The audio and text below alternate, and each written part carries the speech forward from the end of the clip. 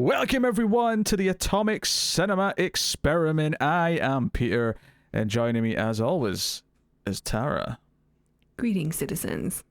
Just fixing my camera there for a little touch. I was the way it looked too short on video. I can't be having that. This is a science fiction movie podcast. We get together, we've watched a sci-fi movie, we talk about it. And coming up on today's show, we are returning to the Predator franchise. We did Predator. We did Predator 2. And you're thinking, Predators is next? Well, no, not really, because AVP, Alien vs. Predator, is actually the next Predator movie. And since Predator has less movies than the Alien franchise, we are putting the AVP movies with the Predator movies. So here we are. We're stretching out the Alien ones. Yes. Look forward to Alien 3 this coming April for Alien Day 2022. But, yes, today we are going to talk about Alien vs. Predator. Directed by one of my arch nemesis, Paul W.S. Anderson. I thought he made good movies. Are you thinking of Paul Thomas Anderson?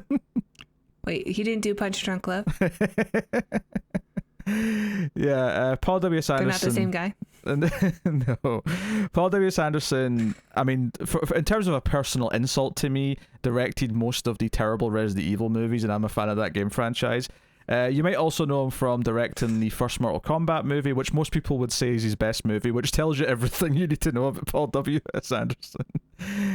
He also Hey, you got Mila Jovovich. That's all right. Oh, actually, I tell a lie. Most people don't say that. Most people say that's the best video game movie, but most people say his best movie is Event Horizon, which is the one that people say is actually good. We've not done it yet, but I'm just going to say it. It's not. But more on that It's been so long. in a future date. So I mean, I've only seen it once. It's been a long time. Maybe I'll feel differently. I saw it in theaters. Oh, Took my mom to see it. took your mum to see it. You say that as if you're the adult in this car. Like you were still a child. Well, I mean, like I told her this is the movie that we're going to go see this weekend because I want to see it because it's got the guy from Jurassic Park in it. Yeah, but you said that like you were driving. I was not ready for your it. elderly mother to this. Oh, I'm going to take my mother to the theater. She doesn't get out much. I'm pretty sure you were still in high school at the time, if even high school. Middle school. Yeah, exactly. Yeah. I'm going to take my mother, who's not even 40 yet, to the theater.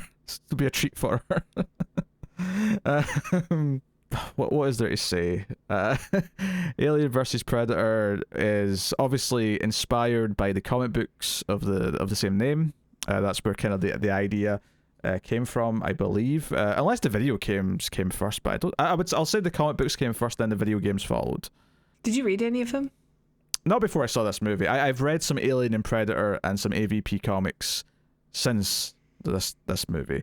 Although none of the ones that existed before this movie, though. I've read like newer ones that have happened. Okay. So which are pretty good. You know, so they're fun. You know, you get some good art, drawing some aliens and predators, and you're in for a nice time. Typically speaking, Alien vs. Predator. The bit of trivia that I always like to throw out here that I vaguely remember hearing about is that there was a point in time around here where Fox were also developing another potential Alien project, which was going to be written by James Cameron and directed by Ridley Scott. And they did this instead. Well, I'm sure there were other reasons why that project never happened, because clearly that's a gold mine. I mean, yes. And obviously, I think people now would say, but look at Prometheus and Covenant. Yes. But written by Cameron. Like, Ridley Scott's directing's not a problem. Ridley Scott is a good director. He just isn't very good with scripts and, like, picking the right script.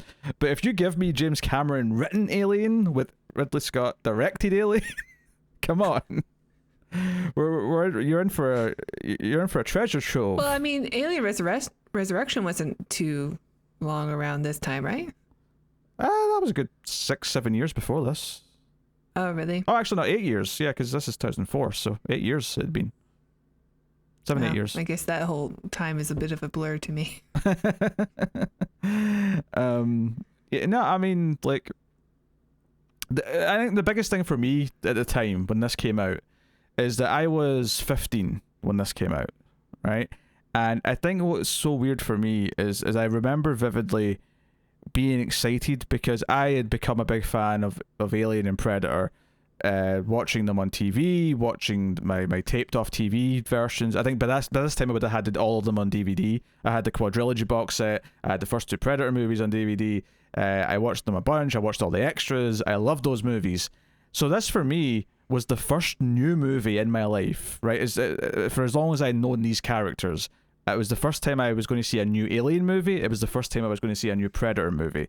And I remember the first time watching it, and I actually couldn't see it in theaters because I think I just wasn't quite old enough to see it in theaters. So I watched... Couldn't convince your mom to go? Couldn't drag her like I did to her Event Horizon? No, it doesn't work like that in the UK. You can't just get in with a parent. You have to be X age. That's lame. Sorry.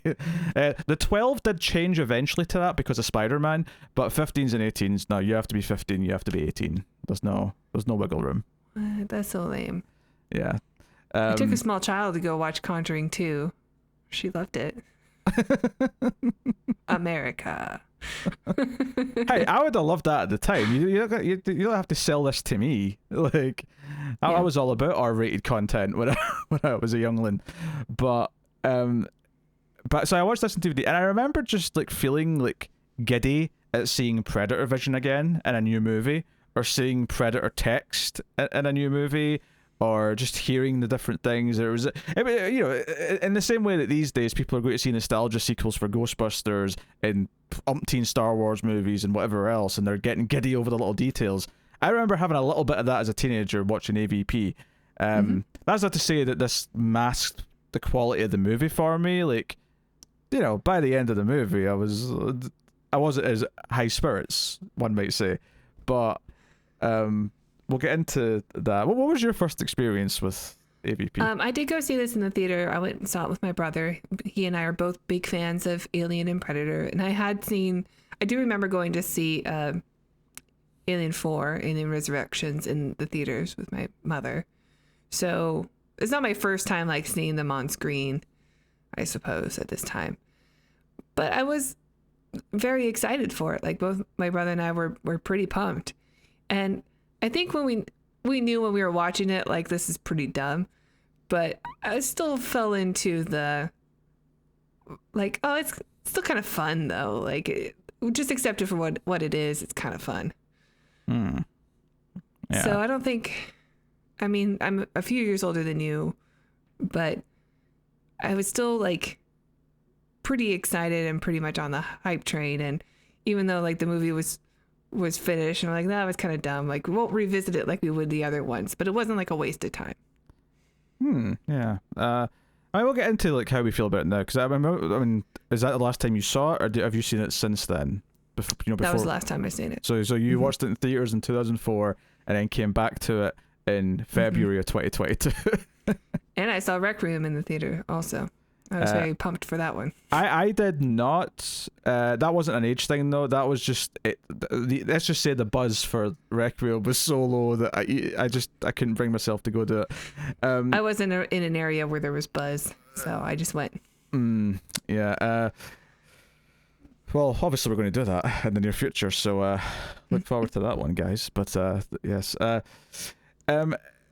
Yeah, I'd seen it. I probably watched it a couple of times back, because this was back, you know, when I got this on DVD. This was the sort of time where I watched every extra, even for movies I didn't like. I'd listen to the commentary tracks, I'd watch all the extras. I probably watched the movie a few times, and then I just didn't touch it. I didn't see it for, 15 years, whatever it was. And the only reason why I've seen it more recently is because I actually reviewed this with Connor, probably 4 years ago now, but. So it's been enough time, but that's the reason why I have a sort of more recent memory of it, and I had like a better recollection. That said, what I will say is the Alien versus Predator Requiem, like, other than a few key details, I have forgotten all of that again, despite the fact that we reviewed that like 4 years ago. Honestly, like, I only remember the ending, and I've only seen it once in the theater. Yeah. It's a very forgettable movie, mainly because it's hard to see most of it, but more on that when we actually review it. I mean, honestly, AVP, it's not a good movie. It is dumb. It is Paul Anderson trying to do what Cameron did and giving you an ensemble cast that you kind of like, but failing to kind of really capture the magic. and it's got a lot of nonsense in it, and the rules are kind of ignored or sped up or all these other things. What I will say though is that it is fairly watchable, despite that. There is like an okay kind of like, it's kind of cool, I guess, seeing Predator and aliens fight and whatever. And to be honest, because of Requiem, this inherently just doesn't feel as bad. Like, this is so much better than the next one, even though it's pretty bad.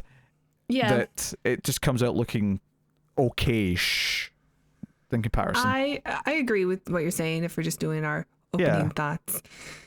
I will, like, this is less disappointing than like the Shane Black movie or even Predators, because Predators, okay, you're continuing a franchise that I love, like, or Alien, or Prometheus or something. Like, you're continuing a franchise that I really love.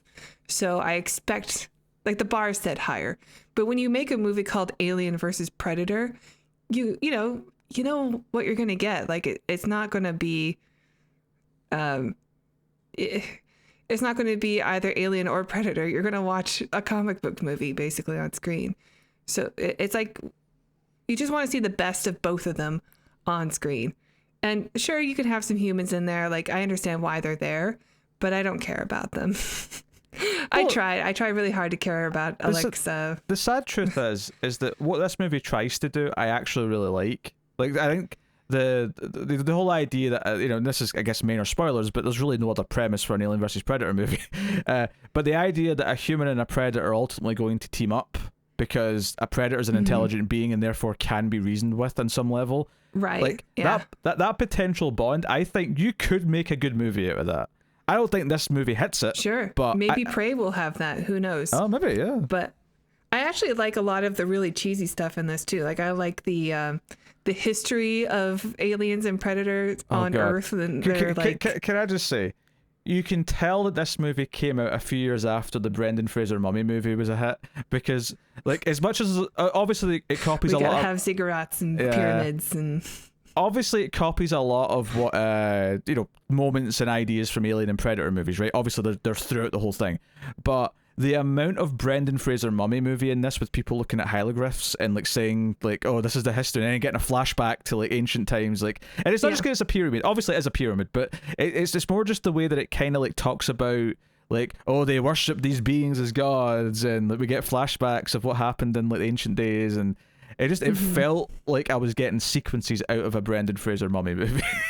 That's what it felt like. I didn't need the flashback scenes or anything like that. I thought that was like really corny and really out of place. But like the actual, like, them going through and figuring out what was happening, like what the sacrifices were, and blending, like, how do you get Alien and Predator on Earth to fight? Like, I didn't mind what they did with it. I was asking you about the comics because I thought, well, maybe that's something that was taken from there. Maybe it was. I never read the early comics, so I don't know, like, if it's in there. I will say that I do think, like, them figuring stuff out, like, they went too far with a lot of it, and not so much. Oh, totally. I think that flashback scene also, the guy's just like reading hieroglyphs and he's coming up with this story, and it's so detailed. Like, I don't know, guys. I'm not even talking about that. The point I was going to make is it kind of like they go over ground that we already know as viewers, right?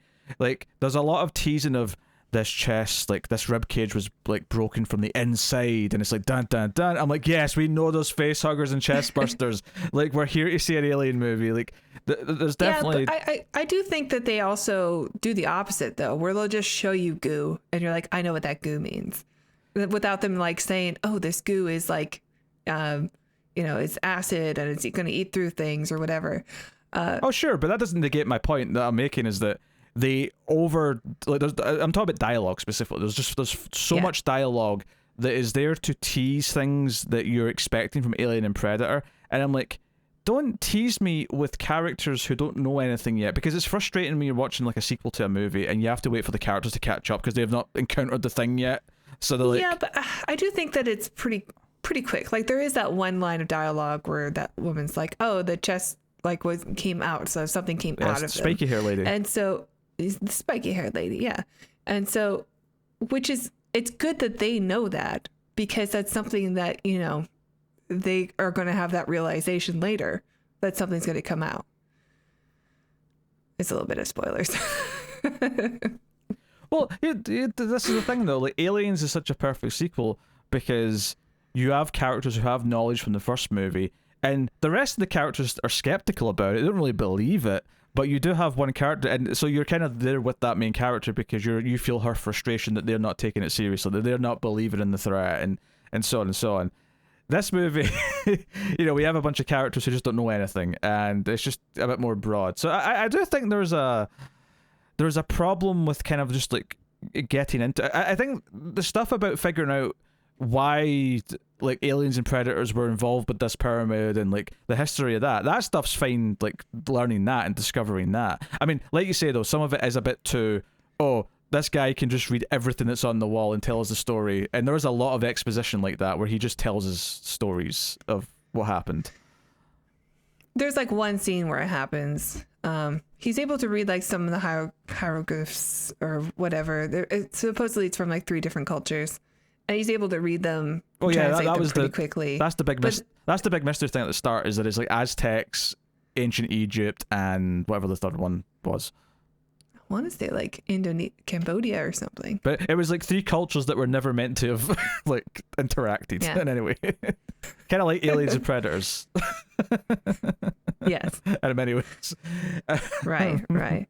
But yeah, I mean, the story that they come up with, I think is okay. Like, I think it's a fun enough premise to have. The thing that I don't like is nobody addresses why the predators are okay with going to Antarctica, where it's very cold. The one thing we know about predators is that they like heat, which is why in Predator 2, with global warming, predators are moving into the urban areas. I can maybe justify this in 2 ways. One, this is supposed to be like you're becoming a man rite of passage thing, so the whole idea is it's meant to be tough, so therefore you don't get the heat you want, you get the shitty conditions. And 2, one could argue that because of their vision, it's easier to spot an alien with their heat vision if they're in a climate that's very cold. I did think of that.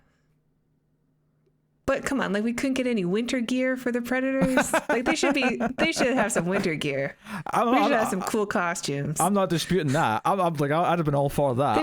They've got like reptile skin. They're gonna freeze to death, or at least like go into hibernation. I'm just I'm just trying to spout the reasons why, because like I kind of hate that it's set in Antarctica because it keeps it away from civilization again. It kind of annoys me that like you're finally doing, like, this is the first alien movie on Earth. This is the first time we've had an alien movie set on Earth, and we're doing it in like the middle of nowhere. It might as well be another planet because it's Antarctica and no one else goes there, right? Yeah, it is otherworldly. Like no one goes there. You're right. So that's kind of annoying in the sense that like you couldn't like, which is why I was so excited about the second one being set in a suburban town, because it was like, oh, this is going to be great, and then the movie was just terrible. It's I mean, it's kind of the same problem with this, is that once outside of that, conceptually, I don't actually have a problem with the idea that this is like a ritual predators do where they hunt aliens and that's why they're here. I'm fine with that. I'm fine with the concept of a human and a predator teaming up because it's cool. Mm-hmm. I'm fine with all that. It's all just about the execution. It's all just about the script. It's all just about actually giving me characters that I want to root for and giving me a director who makes more out of the moments rather than just copying moments from Aliens and Alien and Predator, but making them not as good because he's not John McTiernan, he's not Ridley Scott, he's not James Cameron. No, but I think for, you know, a movie called Alien vs. Predator, we do get a lot of that, and we get some cool tech from the predators that we haven't seen before, like when they're really hunting, when they know the prey that they're hunting. Sure, sure, but it could be better. All of this could still be better. Like there's a couple good moments that I really like. You've been very defensive about this movie, I'm noticing. Well, I mean, I don't hate the film. I'm not saying you have to hate the film, but I am saying that you could make a good movie with the bare bones of what these ideas are. You could make a movie where you're so into the friendship between a human and a predator. You could make that work. That could actually be a special story about bonding with two characters who can't communicate with language, who have to like communicate as warriors. You could do that. And I don't think this movie really fails so much as at that. I actually think the failure kind of comes from Alexa's character with Lance Hendrickson's character in the film, because like Hold on. You gave me a trouble for not pointing out a similar mistake with someone else, so there's no D in Lance Henriksen's name. Okay. I was just look. I didn't tell you about Rod Serling for a long time, and you got really mad when I finally corrected you. So Thank you. I'm just doing it. I'm just getting out of the way. Lance Henriksen. There you go. People need to have normal names. Why is Hendrickson more normal than Henriksen? Hendrickson sounds right to me. Well, I know Lance Henriksen. I don't know anyone named Hendrickson. Anyway. Go on. I think they kind of established that she has some trauma in her past with her father. And then Henriksen here, or whatever his name is when we talk about spoilers, I think he's supposed to be like a surrogate father. Like he's going through the same things that her father did. And they just kind of whiff it. Oh yeah, it's that relationship. It's barely there. They kind of just ignore it after a while. You know, there's a couple of things early on. As far as like avoiding his name, though, I don't really think that's a spoiler because that's just kind of who he is from the start of the movie. I mean, okay, well, I guess it's kind of a spoiler for Alien 3, which is actually a huge problem with this, is that it doesn't make any sense. Yeah, he's in Alien 3. Yes, as a human. He's in Alien 3 as a human. Oh. I thought he was a robot. Well, he's both. There's the bishop from Aliens who's in Alien 3, and then the real person, Wayland, shows up at the end and bleeds in front of Ripley to prove that he's human. So why is Charles Wayland? It's been a while since I've watched it, but maybe it's like whenever there's a Soon on screen, it's got to be played by Brent Spiner. Like that one gene is really strong in their family. I think you're giving this movie too much credit. This is just clearly I think this is clearly them saying we don't care what Alien 3 did. We're just going to ignore it because we want Lance Henriksen in our movie as Charles Wayland.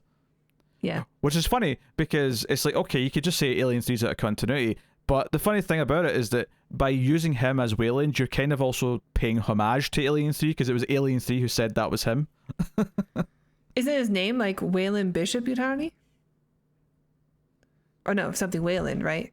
Yutani is a different person. Yeah, Yutani was when Yutani, the Yutani Corporation merged with the Wayland Corporation. Right. There's no one named. Well, maybe there was like a braid offer. I'm so used to the names being together, and I don't have the alien like lore that you have all just embedded in your brain. I mean, maybe there was a daughter who got married off to the other family, so there is someone named Wayland Yutani, but not. No.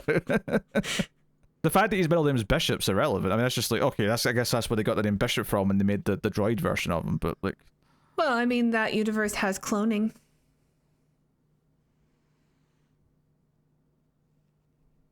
Does it? Maybe they just keep cloning him. Yeah, the fourth movie has cloning. Yeah, which they're barely, like, they do like 100 tries to get it right. Like, that feels like a new thing in Alien Resurrection. That feels like fringe science in Alien Resurrection. Well, we'll see when we review it. I mean, it's been a while for both of us. It's not been that low for me. Anyway, this movie's perfect, and even if he's cloned, it makes no sense with like what happens in this movie. No, yeah, I don't understand it either then. I was thinking that it was just another Bishop in Alien 3. No, he's definitely. I mean, I don't know if maybe that's not in both cuts, but it's definitely in one of the cuts. He definitely bleeds to show that he's human. I wonder why Lance Henriksen decided to do it. Because Lance Henriksen does every shitty movie under the sun for a paycheck because the man's got to eat. That's true. He's been in some garbage. Have you not seen that man's filmography? He's in a lot of direct-to-video shit. Like a lot of it. Although Felony is all right. I'm not saying none of them are good. Felony. But he's, he does do a lot of bad movies. Also, I love the test in which you say his last name every time you say his name. So you're trying to stab me with it. Yes. Lance Henriksen. Henriksen. I do like the pyramid design. Like, I like that the pyramid moves around. So it's a constant maze. I hate this. Oh no, this is the worst thing about the movie. Is this stupid? No, I think it's cool. Why is this in an Alien Predator movie? This stupid. This is more mummy shit. This is the The pyramid's got traps. It's not for the people there. It's for the predators. I don't like it. It feels like you're trying to shoehorn in something from another movie for no reason. What's it from? It's like the Mummy with the traps when like someone picks up treasure or something like that, or other movies like that. Like it feels like it's out of it feels like it's out of an Indiana Jones movie, maybe for a better example than this. I mean, it doesn't really make a lot of sense, especially since it's on a metric time of 10 minutes. It'll reset every 10 minutes. I think that's kind of silly, but I do like the idea that everyone like this, they're in an environment that's constantly changing. So even when they think that they know where they are, like they can lose it in a second. Yeah, I'm not for that. I like geography. So if you're going to do something where the geography keeps changing and therefore you can never get your basis for where you are, you have to really make that work for me. Because one of my favorite thing about survival movies is like knowing where the safe space is, or where the goal is, or where the like. You know, I love that about Aliens. I love that you have that main area they like protect with turrets for the middle of the movie. I love that we know the goal is to get across to where the dropship's going to be. You know, like there's good, clear geography. Once they get into this pyramid, you're just kind of lost. Nothing matters. It's just random rooms after random rooms with no rhyme or reason, because it's what the script needs next. I don't think Aliens has that clear of geography. Like we know where they need to go and they're somewhere below. But in any case, like I think this adds like a fun claustrophobic element to it that it's just a neat idea. I disagree. Are you going to say anything negative about this movie? I feel like everything I've brought up, you've been like, oh no, but if you give it benefit of the doubt, or you say this about that, or oh, we'll see. Okay, all right. I mean, I did say something negative. I think that the Predators should have winter gear. I don't understand why they don't. I don't disagree with that point. You know, on a blanket level. Let's talk about the fact that the evolution of the alien is sped up to like super fast instead of, you know, because in the original Alien, if you recall, Kane gets facehuggered. He's got the facehugger on his face for like a day. You know, over 24 hours, and then he's fine for several hours before, you know, chestburster at dinner, and then it's like another day or something before the alien's like fully grown adult. In this movie, we get a facehugger, then we don't even see the chestburster happen necessarily, I don't think, but we're basically at the full-size aliens. Oh, we do. Okay, sure. But we get to the full-size aliens like 10 minutes, if that, later in the movie. It may even be less than that, to be honest. Like, it starts moving so quickly, which is, I think, is one of the big problems with it, is that it's moving through things so quickly. There's so many character deaths for characters who it felt like they were setting up like subplots so they could have payoff, but then they get killed like really early on in the film. And even the ones that get a bit more time feel very unceremonious. Like, when I think of good examples of this, and the Aliens is the easy one to go back to for obvious reasons, or Predator, the original Predator is a good one to go back to as well, is that most of the characters feel very distinct, and their deaths feel big when they happen. It feels big when Mac dies in Predator, or when Hudson finally goes in Aliens, or you know, whatever, Vasquez, take your pick. In this, it kind of feels like I've barely gotten to know anyone, and and this is what I talk about, where Paul Anderson's clearly trying to mimic Aliens, because he's giving them all little things to try and do that. He's trying his best to copy Cameron, and he's failing miserably at actually making any of their deaths mean anything, because they're just kind of nothing. Like Colin Salmon's in this movie, and he gets like one decent line, where he's like, I need to know why one of my men died, and I'm like, okay, so we're setting him up, and ultimately he's just there to have like a reference to the Resident Evil movie, because no spoilers, I guess, but he kind of dies in the same way. Is this after Resident Evil? Yes, this is 2 years after. And Colin Salmon was also in that, so I guess he liked working with Anderson. Is he the one with the dimples? I guess he's got a dimple. Yes. He's got a British accent. He's okay, yeah. Someone that I recognize mostly for having white hair, or like salt and pepper hair. He's young in this. Oh, sure. I usually just think he's bald, to be honest. White hair. I'm trying to think of Colin Salmon with white hair.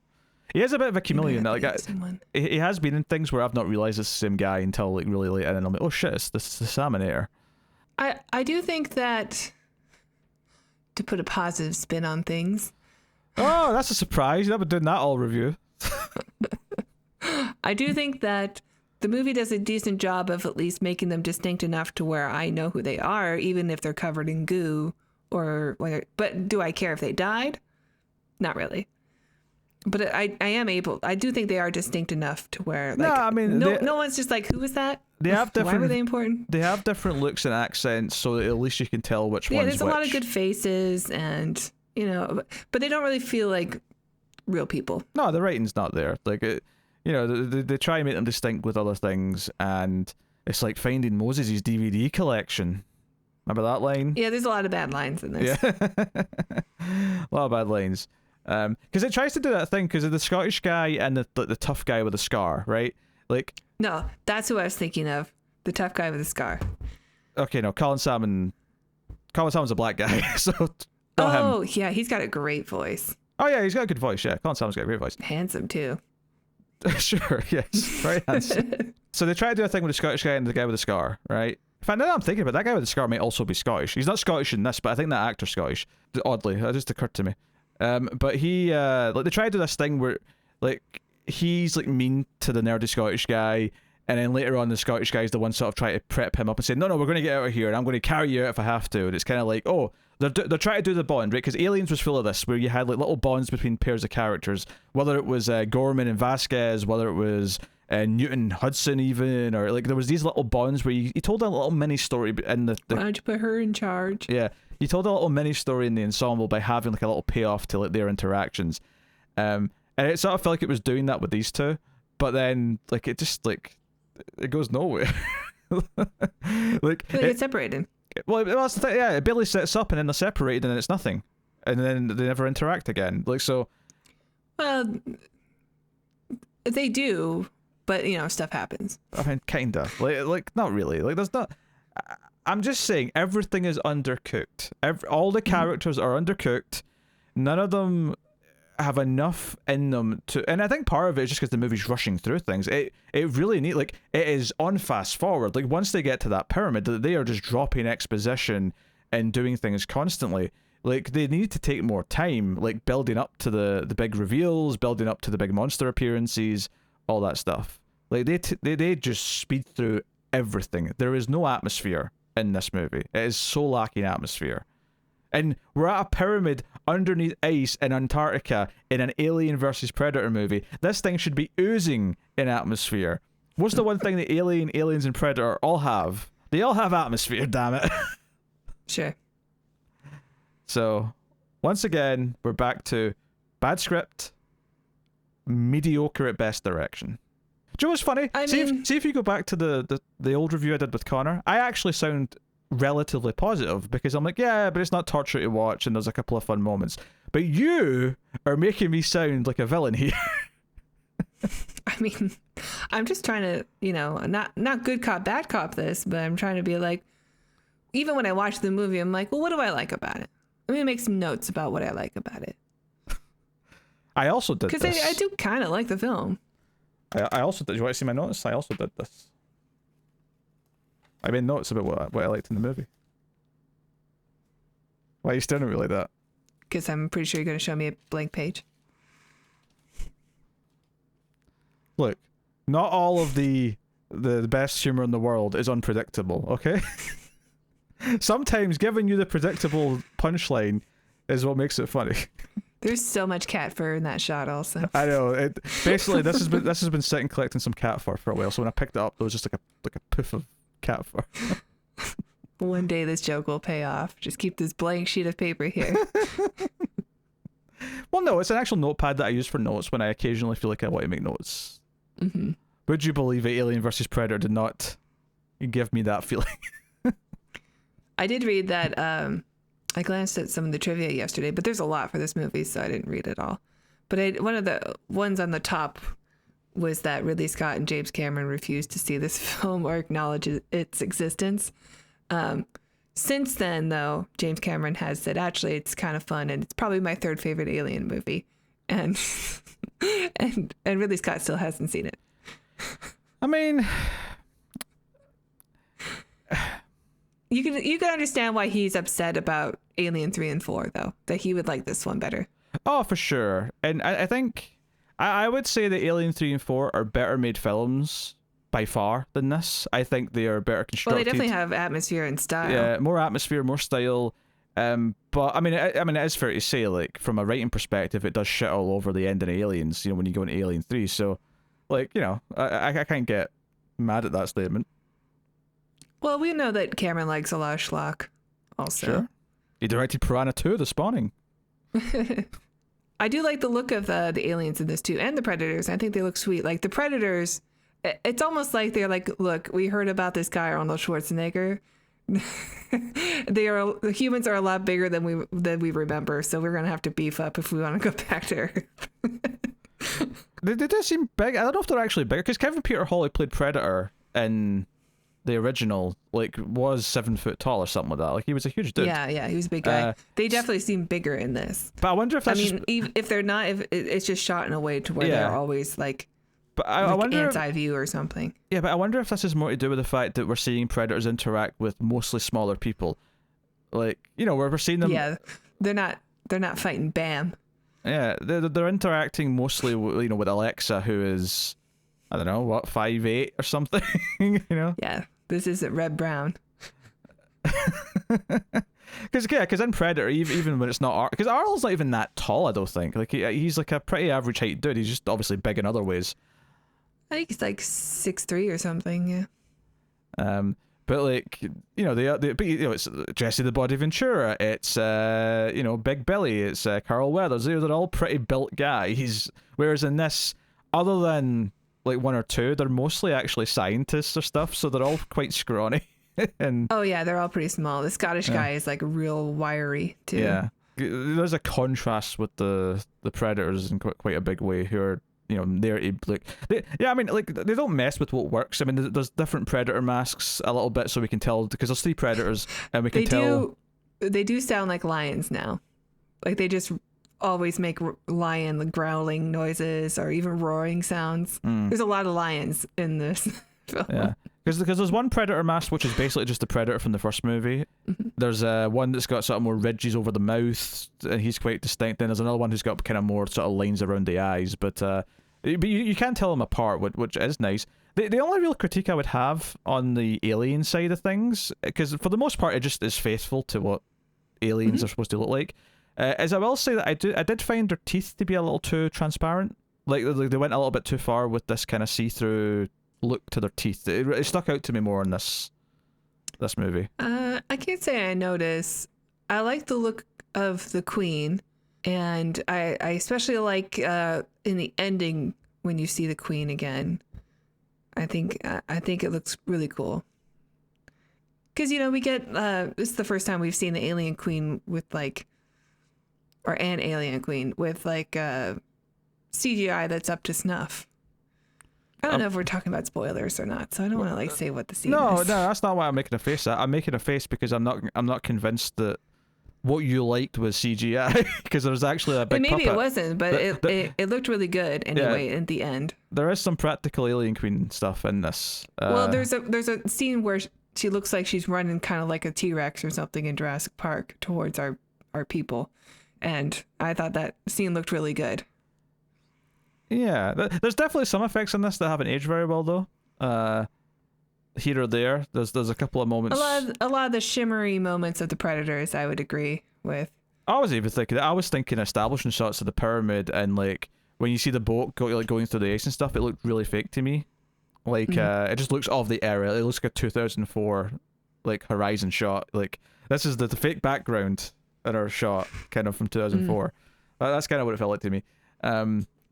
But I mean, the Alien and Predator designs are by and large just faithful, because ultimately it's a fanboy wanting to make them look like the best Alien and Predator movies, and for the most part, they succeed. I mean, their personalities are faithful too, like the way they behave and stuff, with the exception of the escalating cycle of the alien that's super sped up. Yeah, no, it's mostly on point in terms of it doesn't really betray how they act. I feel like I used to have a complaint about the Predators, but I'm trying to remember what it is.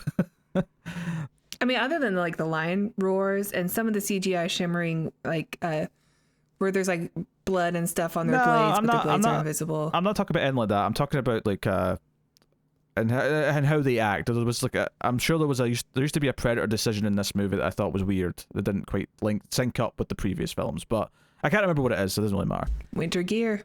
It's not, you knew all along. It's not winter gear.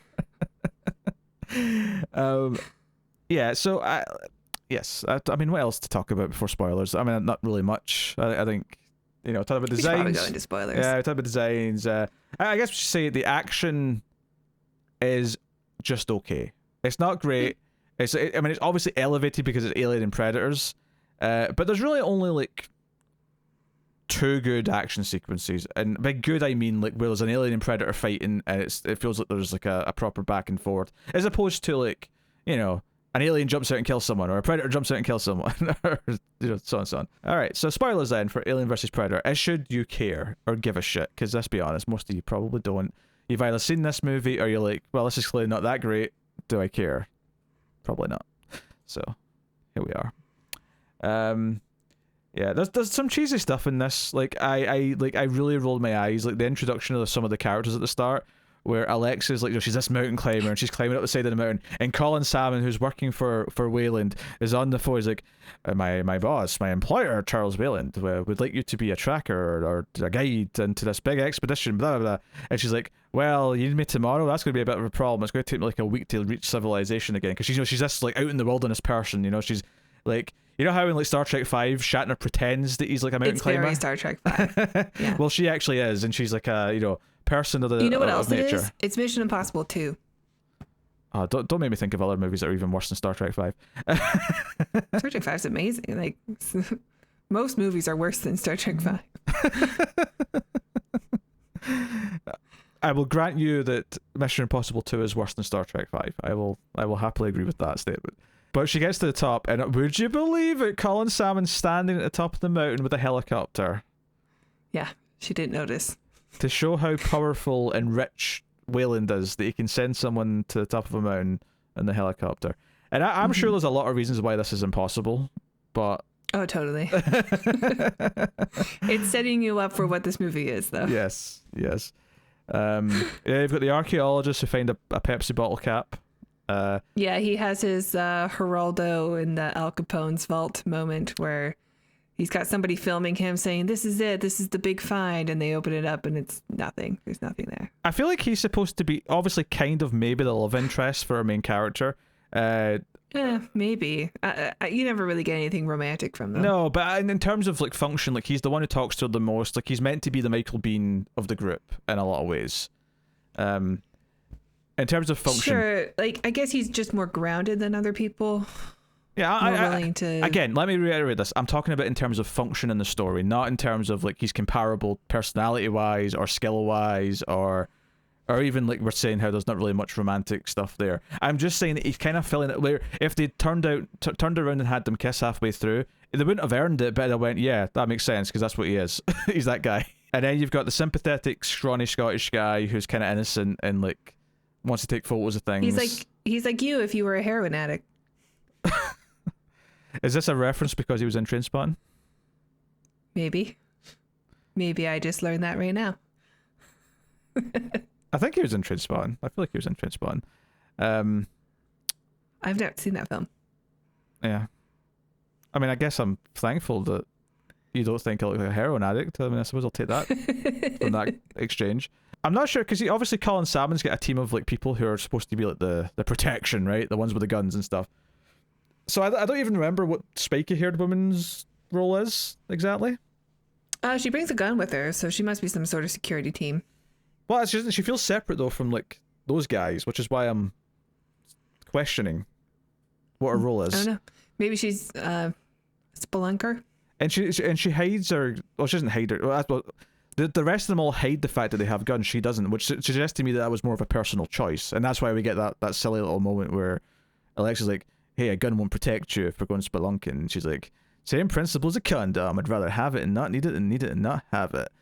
I feel like they were really trying hard to make this the Vasquez of this movie. Like you could feel the movie like painfully trying to say, "Hey, this is the Vasquez," but you never feel it.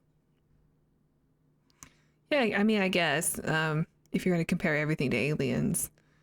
Oh, But- come on. No. You can sit there and roll your eyes at me all you want, but this is desperately trying to mimic the setup of Alien.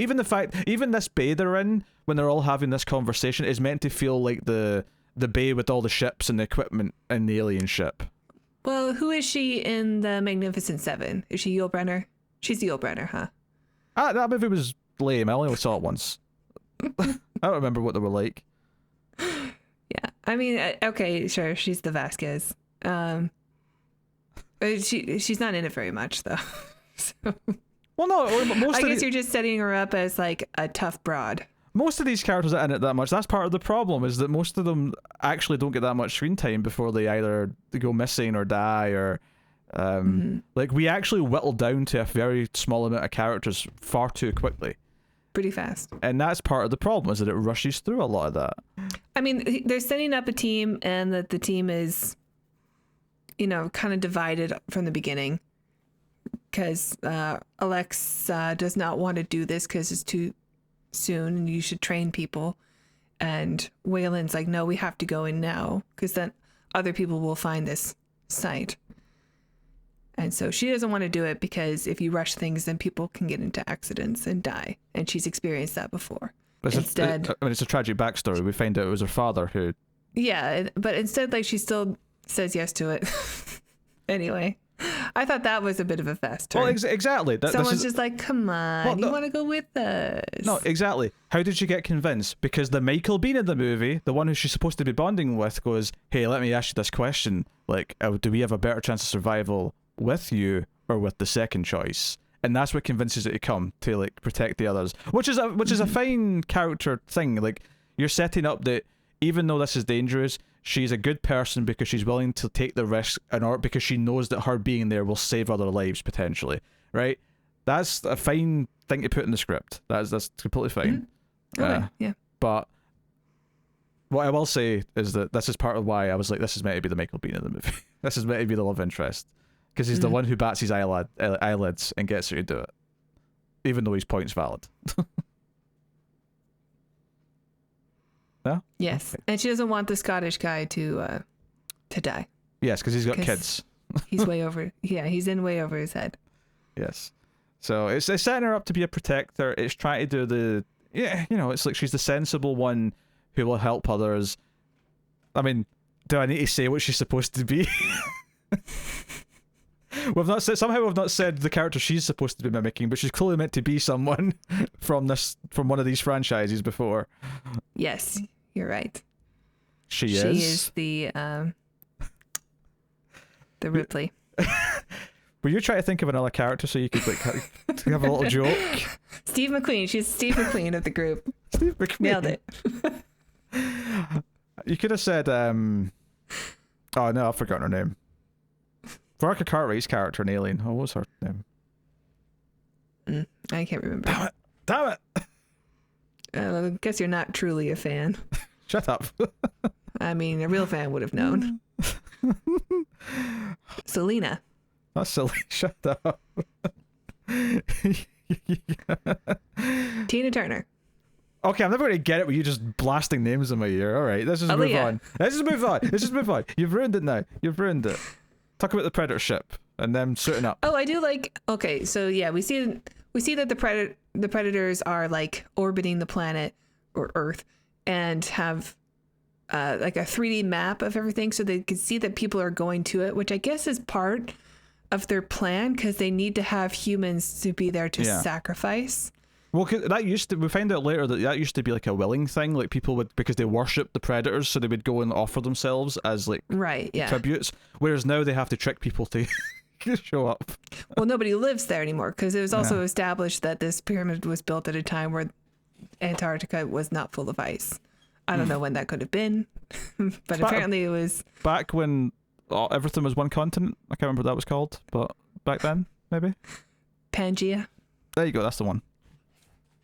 Or, I mean, Well, I don't know if humans have been around that long, but like, I suppose maybe pre-Ice Age there was some sort of warmth where they could have built a pyramid. But it had to. It's older than 10,000 years because that's like when the pyramids were around. I mean, I think they say that though, right? They say that this. They said this is like the evidence of the first civilization. So Okay. I think they're trying to say that all these civilizations that built pyramids branched from Yes, here. that makes sense. Well, it doesn't, but in the context It doesn't of make sense, yeah. In the context of what the movie's saying is that they all branched out from one thing, yes. Yeah, but if you just take a second to think about it, you're like, well, why would the languages be so different? But in here, all the languages are blended into one. Not to mention the fact that when they talk about the features of the pyramid, like sort of implying that they come from all these three different civilizations before they've went and looked at it properly, is that it sounds like one side of the pyramid is very Egyptian, but one side is they're all still distinct. Yeah. Like even so, it's not like they were all mixed like completely, and then like they kind of evolved into three different things that all took elements. They're all like even in this pyramid, they're all kind of presented as like clearly three styles that have been influenced. The way that they present it is almost like these three civilizations existed, but then all came together for this. Yes. Not the opposite. Like they're saying, no, this is the first. But that's the only way it would make sense is if all three civilizations came to Antarctica to do this in order to please the gods. So we get to see the predators like on their ship. It's almost like the backstory in this movie's complete nonsense, isn't it? So That part, I mean, it is nonsense, but I do kind of enjoy the whole like building a pyramid to sacrifice yourself or to sacrifice humans to please the predators so that they can have the ultimate hunt, and then maybe they'll leave humans alone because they're hunting. I mean, I don't know how many feet you have to go to get to like the crust of the earth or whatever, but 10,000 seems like a lot of feet to go down. Is that what they said? Maybe it was only 1,000. Maybe I'm, because it was like 10,000 years. Maybe I'm mixing up the years and the feet. Yeah, I'm not sure. There is one shot where our people are all camped out like outside of the area where they go in, and you see like the predator ship overhead of a guy, and it's so big and silent. I thought that was a really cool scene, actually. Just the shot of the predator ship going overhead, because it is like massive, but it's completely quiet. So it's an intimidating shot. Well, it ties into their stealth tech. You know, that's been a big part of Predator since the first movies that they have stealth. So, yeah, that makes sense.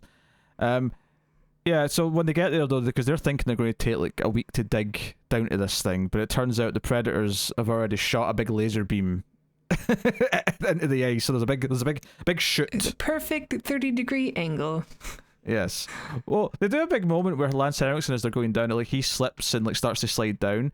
And like, you know, there's a big moment where our hero like grabs the ice pick and like sort of grabs his hood and like stops him and catches him on the way down. And I'm like, I mean, the angle's not that steep. But You probably pick up some speed, and he's an old man. Like, who knows what you're landing into? True. Yeah. I mean, if nothing else, his legs would probably break when he assuming he lands feet first, admittedly, because he's sort of spinning as he goes down. Yeah. But it also looked kind of fun. I'm not gonna lie. It felt more fun than dangerous to me. It looks a little bumpy though. But there's some ridges. What about a sled though? Get a sled and go down that bad boy. Well, you gotta take the sled up. That's true. There's a sled up the way later on. You get a pulley system. That was a really dumb scene.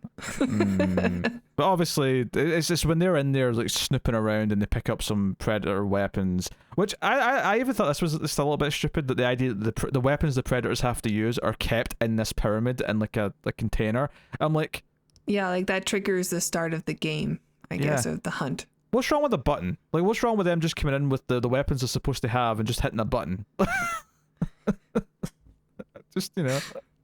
Yeah, I don't know. Just my first thought. So the predators have to leg it in because, like, oh shit, the door's closed. We need to get in so we can be part of the game. And the humans have ruined everything by setting things off too early. Because then, you know, the queen gets woken up, comes out of this big chamber she's all chained up. Yeah, she looks cool. And she's all icy at first, and she sort of breaks out of the ice, and you get a big moment. I don't hate the moment. I know it's like a jump scare and it's dumb, where they first get there and then the Scottish guy thinks that there's something in like the shed, like skittering around. And because we know it's an Alien versus Predator movie, we're thinking there's a face hugger or something, you know, and he's going to get attacked. But it turns out to be a little penguin. And that is another complaint I have. There's not enough penguins in this movie. They're so cute.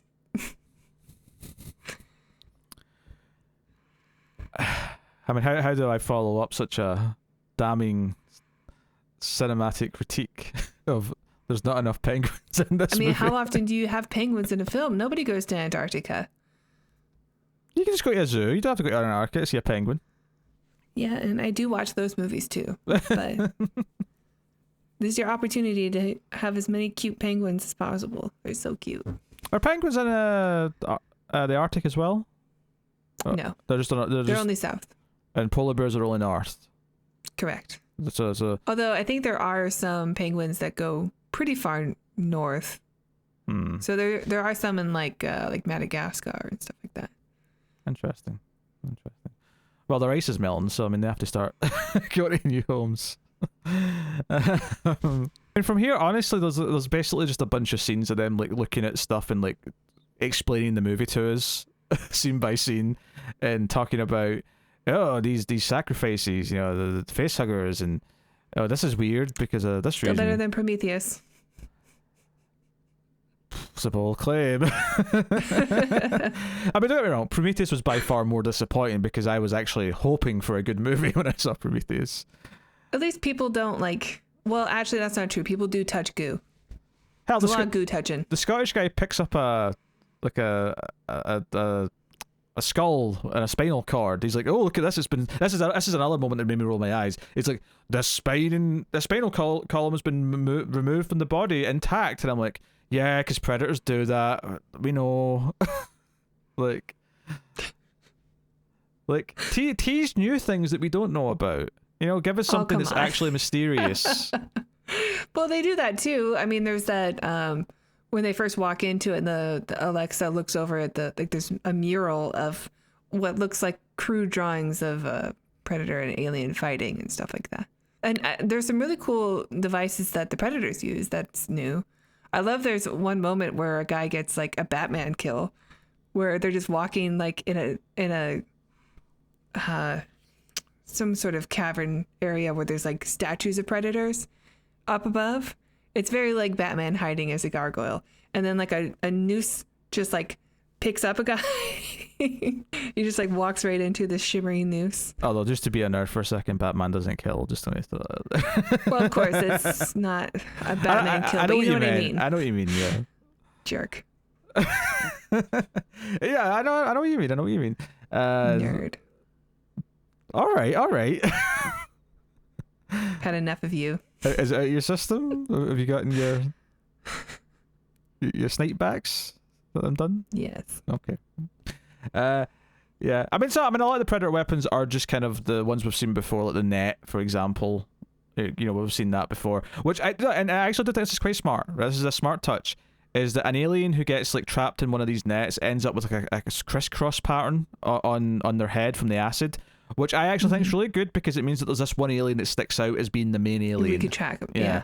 I do think that's actually a smart touch. So, you know, credit where credit is due for that. It gives us one that we can recognize. I like when the guy gets trapped in the net also, and like we could see the effect of the net on a human before it's used on a xenomorph.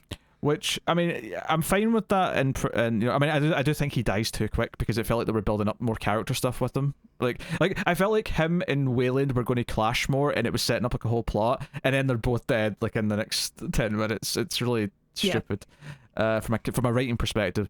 I referenced this earlier, but like in Resident Evil, the 2002 movie, he dies from lasers that sort of crisscross, so he gets sort of sliced and diced in a crisscross shape. So when the net's like coming onto his skin and it's making a crisscross like cutting pattern, I kind of went, all right, Anderson, you're kind of...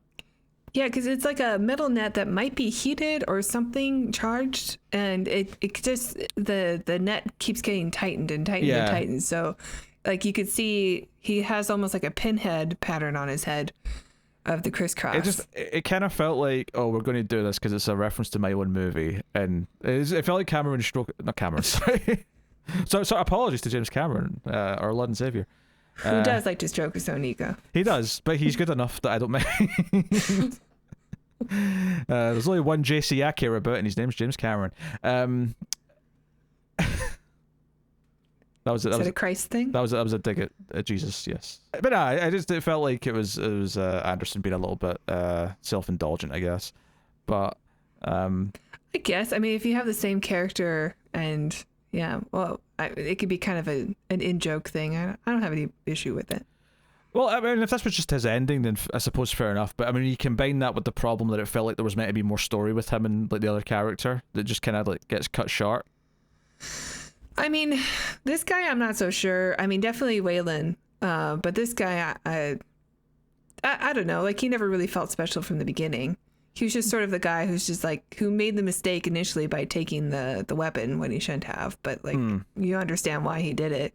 He doesn't really seem like he's that important otherwise.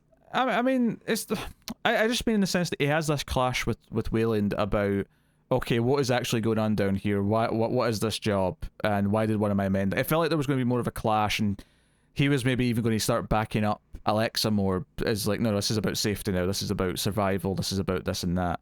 And it just never went anywhere because he was dead within like 2 minutes of saying that line. So it felt like there was potential to do more things with, I mean, basically all the characters, because none of them get enough. Yeah, I guess. I sort of always thought of him as being the guy that was probably going to get killed early, because he's the one who made the mistake. Who triggered it. Who triggered the whole event. I mean, because of selfishness, too. Like, if I'm leaving here, I'm going to leave with something. And he took the idol. I mean, I guess that's fair. I guess I didn't know if I needed comeuppance for him, just in the sense that, like, this was always going to start. Because even if he didn't do that, the Predators were going to come in and grab it and get it all going anyway.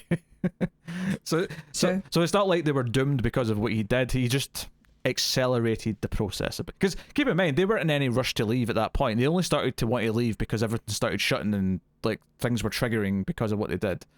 I mean, I think Alexa wanted to go, but she was like, oh, okay, we're in, you're first, you've done it, let's go now, not safe. But everyone else was like, no, let's go snooping, let's go and explore and find Moses' DVD collection and other things like that. It's always funny, like that character, between that comment about Moses' DVD collection and the camera he's using, really like times this movie. Like, you can tell exactly what era it was made in. Because he's got this little mini digital camera, and I was like, oh, I remember people having them. There's one thing that I thought was kind of eye-rolling, because it was pretty dumb. Was actually on their way to this location, where the Italian guy's like, oh, we call this the Moon of the Hunter, and Alexa's like, the Moon of the Hunter, huh? And they all go into like a fake laugh. Like, that's just for us. Like, okay, we get it. Like, a hunter moon, like, because predators are coming. I don't know. It was so stupid. It was so dumb. Yeah, God, I'm not going to disagree. Yeah. By all means, shit on it. I implore you. I have been. Not enough. I have been. Not enough for my liking. There's not enough penguins. There's no winter gear for the predator, and that joke was dumb. Like, what more do you need from me? Otherwise, the movie's pretty good. Far too defensive of this film. It's obviously far too defensive. Yeah, a bunch of characters get killed, get separated, the floor and the walls start moving and all sorts, but we don't care about that. What we care about is aliens versus predators. And yes, and they do happen. They do happen, and you get the poster shot, which is a little bit eye rolly, where the alien pulls the predator in, so their faces are like face to face, and it's like, all right, this is for the trailer. We know it's for the trailer. But honestly, the fight after that's not too bad. I kind of like the alien gets his tail cut off, so it starts actually using it as a weapon because it's spraying acid, and the predator has to like sort of dive and dodge, take off his armor because it gets acid on it. The alien then kind of tries to do the almost like the Michael Myers thing where it disappears, and then the predator's like, okay, I need to find the bastard, like he's stalking me. You can almost feel like we're being hunted, and like someone could go, clever girl, and like so yeah, you get some real personality from the predator at this point too, from all three of them really. Yeah. Oh, I'd say this is the second one, because the first one who dies kind of goes quickly enough that I don't know if you get much from him, but it's just because he's first to go. Yeah, I guess it's true. This one though, you get a little bit of obviously from him in this fight. Obviously the final one is the one who befriends, for lack of a better term, befriends Alexa, is the one you get the most from, because he's interacting with people the most and you see the most of him. Yeah, but he's the one that has the most classic looking Predator mask, which I don't think's an accident. I think that's like, hey, that's the one people remember from the first movie, so that's the one that we're going to use as the main Predator. I like also that he uses they use the xenomorph blood and like body parts all the time, like as collections to hold on to, because they can use them to mark their helmets or use as weapons in one case. Yeah, like you see a lot of that in the fights. Ultimately, when Alexa's like, oh, in fact, this is one of the line deliveries I hated the most, is when not love interest Italian guy, when she's saying that, hey, maybe like, you know, like these predators, as much as they're big and scary, like they have a code of honor and all that, and he's like, the enemy of my enemy. Enemy of my enemy. And like I would have been fine. Like, so I'd have been fine with two options here. One, he just says the full thing, enemy of my enemy is my friend, and just sort of goes, huh, right, whatever. Or he just says, enemy of my enemy, because everyone knows that saying, so you don't have to finish it, right? But instead, he does something else. He doesn't do either of those things. He says, the enemy of my enemy, dramatic pause, is my friend. I'm like, that made me laugh. We know!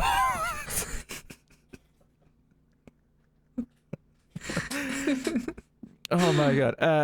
So she actually tries to, like, you know, because we see they operate in some ways that we recognize. Like, one Predator doesn't kill Lance Henriksen at first because he's terminally ill. He's got cancer or something, they say, and he puts him down. And Lance Henriksen basically takes this as pity and is like, oh yeah, you turn your back on me, and then tries to set him on fire. And the Predator's I like, think he's also trying to distract him so that the other two can escape. yeah, I suppose that's the generous take. That's what he says he's going to do. I'm not sure. I don't know. I took it as a little bit egotistical. It kind of fits into his character that he has to be the. You know, he's like, no, you won't look at me, because even when he's on his way down, like, and Alexa's like, hey, you shouldn't be going. There's no place for a sick man, like, on this trip. He's like, no, I got to do this. Like, you know, he's all determined. I need to be first. I need to find aliens. Right. Again, another parallel to her father. Yes. Well, the one who, parallel, even though was supposed to, who was not supposed to go on this trip, but had to get to the top of the mountain, and it ultimately kills him. Yeah. Well, you say another parallel. It's the one parallel. Well, I mean, the age. Is a The thing. age. This old white man. You remind me of my father. Well, he's kind of like her boss, you know.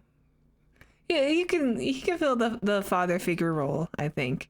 And also, he's ill. He's determined to do this, even if it does kill him. And in which case, it does. Although they do have that line of dialogue previously where he's like, where she's telling her sad story about her father, and she says, you know, when we got to the top, we celebrated with champagne. It's the first time I drank with my dad or whatever. And, you know, 20 minutes later, he was dead because of this mistake. And he's like, well, what do you think he remembered? Do you think he remembers the pain when he dies, or does he remember the celebration of he and his daughter, like, celebrating because they did this big thing together? Yeah, so it sounds like a narcissist trying to justify their actions. That's what that sounds like. Well, I mean, I just bring that up because I would have wanted, I know you want to speak, but let me finish. I would have wanted something else to happen here. Like, okay, so he's doing this because he wants to, like, save her. But at the same time, like, they didn't have this thing that they shared, like, in that story. Or, like, she could have saved him, like she couldn't do with her father. Like, that would have been better. Or at the very least, have them bond more so they like each other, so that when he dies, it means more to her. Yeah, That's also, I mean, it is very much like, I'm just going to do this so that you guys can get away. But yeah, they've not bonded enough yet for this death to, like, have the impact it does. All I was going to say before, I was just going to crack a joke about how maybe giving someone their first sample of alcohol, where they're probably a lightweight because they've never had it before, at the top of a mountain before you have to climb back down, might not be the best idea. I'm just saying, maybe don't drink and climb down a mountain. is my recommendation to people. Climb a mountain first, and then you could say it. I've drank at the top of a mountain. It was great. I climbed Mount Fuji. It's one of the worst days of my life. I did not know this about you. Yeah. Yeah. You actually went to the top of Mount Fuji. Yeah. To the caldera. But did you actually climb, or was it just like a path you could walk up? Oh yeah, they have like these switchback paths, but I did the 2-day thing, so like I slept right before the top of the mountain. So I slept, I didn't really sleep. So you spend like 5 hours getting to near the top, and then you sleep, and then you wake up right before sunrise, so you get to the top and watch sunrise. But it is cold as shit up there, and windy, and nasty, and I drank sake up there just to warm up before I started my descent. The point I'm making though is you didn't climb a mountain, you hiked a mountain. Yeah, it was a hike. Yeah. Weren't any tools involved other than a stick. To be clear, I'm not trying to belittle the achievement. The reason why I'm pointing it out is I'm just trying to clarify for my own mind that you're not like got ropes and like pickaxing into a like a mountain. You're not climbing like that. No. I'm just getting the visual right in my head. You were walking. Yes, with a stick. It was a walk. I mean, there were some steep parts, but yeah, sure. It was in general, it was just a walk. Walk all the same. Yes. It was a walk / climb. It was a steep walk. There were parts where you had to like grab onto stuff. But you'll have to walk back down. If you had to climb back down, I'd have said you shouldn't have had to drink up there. Honestly, like walking back down was like the hardest part because everything was sore from the night before. And like you think it's going to be easy, but it's not because your knees like have to support you going down a really steep mountain. It was awful. Anyway. What do you want from me? What do you want from me? I want you to stop belittling my achievements. I was just trying to crack a joke about maybe climbing a mountain after getting drunk. It's not a good idea. That's all I was. That was the entire bread to the joke. And you took it so personally because you sipped some sake at the top of Mount Fuji. I did. I'm glad I told that story. That's okay. I know what I'm editing out. Okay. What? I'm kidding. All right, we'll talk about how the Predator and Alexa get to know each other, how they bond. Well, it's because Alexa has finally decided these weapons that we have, we should give to the Predators because the Predator, the enemy of the enemy, is my friend. So her and sexy Italian guy go to try to find the Predator, the least one that's left. And they do find him only because they're being chased by a xenomorph. They jump a bridge. She almost doesn't make it. The Italian guy catches her, but gets killed by the xenomorph. And then that xenomorph is attacking the Predator who shows up, and the Predator is distracted by her and is going to kill her with a spear, but instead gets impaled by the xenomorph. I think. Maybe not impaled, but about to be impaled. So distracted by the xenomorph. So she grabs the weapon, which is a stick, and the xenomorph goes to attack her, and she kills it. Well, it's the Predator's spear she grabs. The spear, yeah. I mean, I said stick. Same thing. The spear and a stick are different. One's actually designed for stabbing. The pointed stick is a spear. What I love to say is that there is a moment though before that where she tries to just sort of like talk to him, and he's kind of like, "Rrr." Oh yeah, she does say, "Wait, hold on, wait." And then obviously she earns his trust by actually sort of jumping in and trying to help, and helping and she to gives a point. him the flame belch on the shoulder. That's what the weapon is. Then he's like, okay, I guess we're kind of a team now. We can get out of here now that everything's went tits up. He rips off the alien's head, and she's like, what's this? What are you doing? What he's doing is that the alien head is, because it's their head, it's immune to the acid, so it can act as a shield. So he makes her a shield out of an alien head, and then makes her a spear out of the alien tails. So it's all very... Yeah. It's like, all right, now you're ready to... Plus, it looks awesome. Like if you had a video game avatar and you can choose these as your weapons, you would choose them. They look awesome.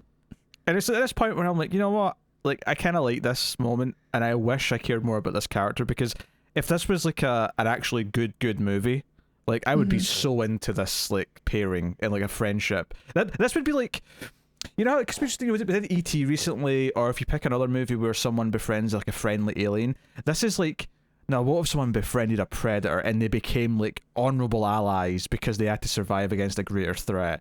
Like, I want Arnold and a predator to, like, become best buddies out of honor. You know? Arnold was supposed to make a cameo in this, but he became governor instead. I want that moment from the start of Predator. You know, Dylan, you son of a bitch, and the two arms. I want that with Arnold and a Predator arm. Right? Hell yeah. That's what I want. We can still make that happen. It's not too late. It's not too late. It's a much older arm now, but I mean, yeah, we can still do it. Come on, Hollywood. Yeah, so honestly, this is the sad part of this, though. You know, I felt that the first half of the movie or so, or the first 2/3 at this point, really, were rushed. I think the problem from this point on to the end, as fun as some of the little moments are, is that I also just wish there was more of, like, they almost immediately are at the exit and setting up a bomb, and I'm like, no, give me more of these two having to work together and help each other. Like, give me more of them in combat, like, helping and, like, bonding and, like, learning to trust each other more, right? Because all they do is go to the exit, the Predator plants a bomb, and they ride up the thing as the aliens are chasing after them. Immediately, the Predator's like, oh, you have earned the markings on your skin of killing an alien with me. And I'm like, this would mean a lot more if you actually spent more than, like, you know, 5 minutes together before this point. I suppose so. Like, he does the thing where he takes his mask off too, so she can see him. And he, like, does the warriors roar or something at her, and she doesn't flinch. Speaking of, how lame is her her use of the one other ugly mother effer line? Oh yeah, it's whatever. Yeah, because she says it to a xenomorph. Which it had to be in there, I guess. Yeah, but... she says it to a xenomorph, which is fine because they're ugly too. I get it, but it just kind of like, because this movie I believe was PG-13, and you could sort of tell that they had to cut off the last bit of the phrase. You don't hear it. She says, "You're one ugly mother," and then interruption. And I watched the unrated cut, which does not make it more, like, R-rated or anything. It's just a couple of minutes longer, I think. Oh. Yeah. I don't know which one I watched. I think it's the more common one now. I think it's one of these ones where the theatrical cut's just, and no one cares because, like, there's so little difference that there's no need to, you know, desire the other cut. Like, it's unrated, but it's still PG-13. Yeah, I mean, unrated usually just means a couple of deleted scenes get put back in. It doesn't usually mean there's the rare exception where we see one chest burster scene where we see, like, the spiky hair girl. We actually see something come out of her chest. But everything else, I think, is just implied. Yeah, that's the thing. I think the violence could, you know, to improve the action with the humans, like, seeing more of the deaths actually explicitly. Yeah, well, we see the xenomorphs get mutilated and sliced up and stuff like that, and it's cool, but it's, yeah, you know, that doesn't earn, like, an R rating because it's not humans. Exactly, that's what I'm saying. I'm saying the humans having more gnarly endings would be cool. No one gets their spinal cord ripped out. No, which is just makes them referencing it earlier on more lame because you're even going to do it in this movie. It should have set up a spinal cord ripping. Yeah. So they ride the shaft up to the surface as the bomb goes off, and the aliens they try to chase after them, don't succeed. Of course, though, just as the Predator's, you know, making his marriage proposal and giving her his mark, the alien queen bursts out, and we get our big final. And it is a very T-Rex style sequence of the queen sort of running around after them. But she looks enormous. She looks awesome, actually. There's a couple of nice moments where, like, you know, she protects the Predator has this great jumping in to save her moment when the camera's looking up at the alien queen. Much like a lot of this film, it's over too quickly. There's not enough of it to make it feel, because, you know, if you think of the T-Rex scene in Jurassic Park or the Velociraptor scene, I'm just thinking of monster movie, like, moments. Like, think of, like, the pacing of those and how they're drawn out, whereas this is just, like, a very quick rush and then it's over. Or better yet, the alien queen herself and Aliens, and how much it builds and crescendos, and then you think it's okay, and then it builds again, and it's like, oh, but even if you only count when shit, I'm here, bitch, at the end, when they get back to the ship, even that builds up to, like, oh, Ripley's going to come out like a badass with the power loader suit, and it's still like a prolonged sequence of events. Each time it feels like once they say, hey, this cool thing's about to happen, they kind of follow through and it feeling like it's enough of a big deal. Whereas here it's like jump out, quick running, you know. And then she gets the Danny Glover treatment from the end of Predator 2, where all the Predators show up and like give her a weapon, a keepsake. Yeah, they give her, I think, his spear. Yeah, because he's fallen. Yeah, obviously it's different from Predator 2 in the sense that they're giving it to her here because they recognize her as an ally as opposed to, oh, you killed one of us. Well, she's got the mark on her face too, so I think they see that. Yeah, that's how they know. You were worthy. Yeah. And then they leave, and I'm like, you know, it's the middle of Antarctica. She kind of needs some help here. I know. She's like, can I get a ride? Yeah. Like, literally everything is blown up. There's nowhere for me to shelter. So I wanted to complain about something else. I kind of hate that the movie makes it really obvious that the main Predator got face hugged. Because there's a scene where you see the facehugger coming for him, and it does cut away, but it's like, that was pretty definitive looking that he was about to be facehugged. So at the end of the movie, when the final scenes, the Pred alien bursting out of his chest on the Predator ship. I actually forgot about it though. I was genuinely surprised. Like, why is he still breathing? Like, oh, it's a chest bursting. Like, I forgot about the face hugging moment. Well, I didn't. I mean, mentally, because I remember that this sets up the second movie with the Pred alien. But I just like when that scene happened, like, you know, halfway through the movie, I was just kind of like, that felt too explicit and obvious that at the end of the movie we're going to like, ta-da, like, here's your sequel bait kind of thing.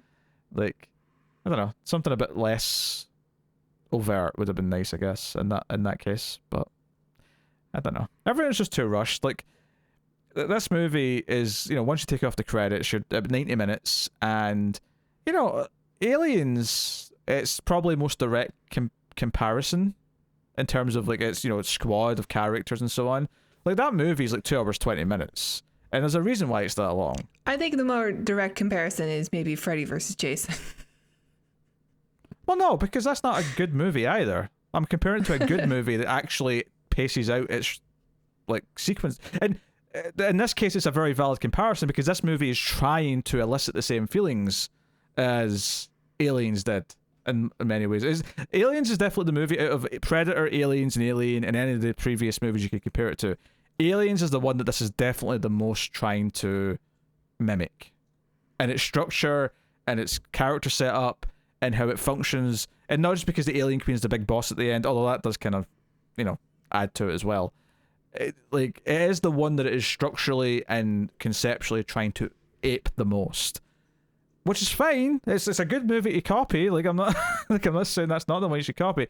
But it makes it very easy to point at and go, well, these are all the things that worked tremendously well in Aliens, and they don't work here. So it's very easy to compare them and say that's why they don't work, because you don't set up these characters enough. You don't have the slow build of atmosphere, teasing these things. You don't have, you know, this, that, you know, whatever. You know, we've mentioned a bunch of them throughout the course of this. So, and that is the biggest problem I think with this movie, is that it's just rushing through these set piece moments. And that, you know, ties back into that initial complaint of the Alien life cycle, and we're just rushing through it because this movie is just ADD and it has no interest in actually earning anything that it does. So, while there's some decent moments that are kind of cool on their own in a vacuum, none of them are really earned, and none of them really feel like they're that important because of that. And so it's a very hollow experience where you'll get some light. If you care about Alien and Predators as, like, monsters, as designs, and just want to see them in action, you'll get some surface level entertainment out of this, but that's it. Like, that's what you're getting. You're not getting anything else.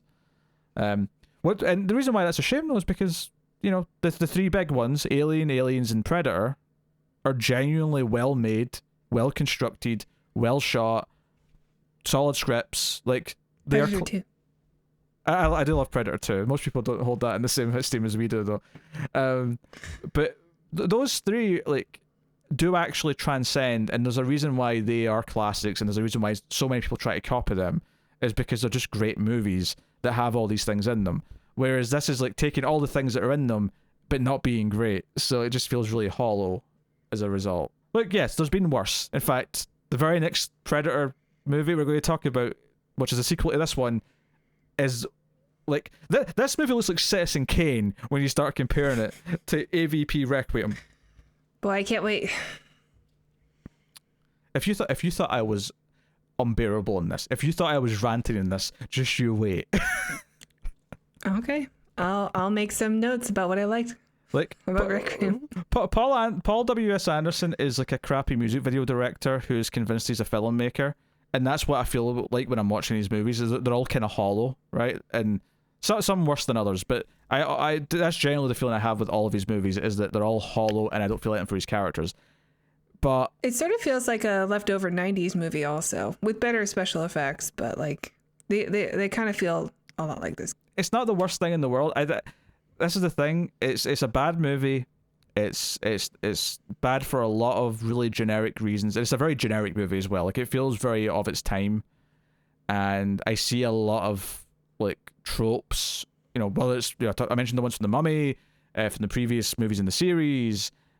Just that general desaturated look it has that the 2000s loved having, which just feels kind of boring and dull to look at. It has a lot of those qualities. But it's not the worst thing in the world, because not only is Requiem like an absolute dumpster fire, and that comes next, but there's even been worse Predator movies than this. There's been worse Alien movies than this since.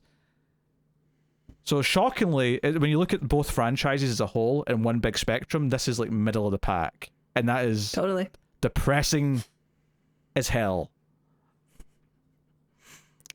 You should probably just give your rating. Well, I'm going to ask you to do it first. Okay. Look, I'm clearly summarizing my thoughts and feelings here to build up to the ending of this. I know you're getting testy. You're like, come on, Pierre, it's bedtime already. Come on, let's get on with this. Yeah, I mean, that was a bit long-winded, but at the same time, like, you've already wrapped up all your thoughts. I'm sorry I have passion, Tara, okay? I'm sorry I have passion. Please, Tara, sum up your thoughts and give your rating out of 10. Well, I do also think that the movie is not just of its time, but like even slightly before its time. Like, I do think this comes off very much as like a Deep Blue Sea era film, or it has a lot of the same feelings to me as that, but it better special effects. I think before its time is the same as saying ahead of its time. So I think what you mean to say is it's behind its time. Behind its time. There you go. Yeah. that's It's behind its time a little. I wasn't sure what phrase to use. Or even like the I Still Know What You Did Last Summer, like those era films. They all have the same look. They all have the same kind of general feeling when you watch them. But I do, like, if you just take yourself out of it and looking back on this movie from, almost 20 years ago, and like, I still don't have nostalgia for those times yet. I don't know if it'll ever happen, but I try. Like, I try to think, okay, maybe there's a charm here. And there is a slight charm. Like, I think Deep Blue Sea has gotten better with age. Oh, Deep Blue Sea is way better than this. Deep Blue Sea is a fun movie. I totally agree. Yeah. I do think Deep Blue Sea is better. But I do find that I do see a little bit of a, like, oh, it's very, like, of this time. Maybe there's a slight bit of charm there. And I do like the way the aliens look. I like the way that the predators look. I like the way they behave. Like, every time they're on screen, I do think it's engaging. I think the fights are not great, but they're, like, easy to follow. I'm not, like, lost when I watch films. Like, even today in action movies, I'll be like, I have a headache. Like, there's something, I can't follow along what's happening. There's just too much going on the screen at one time.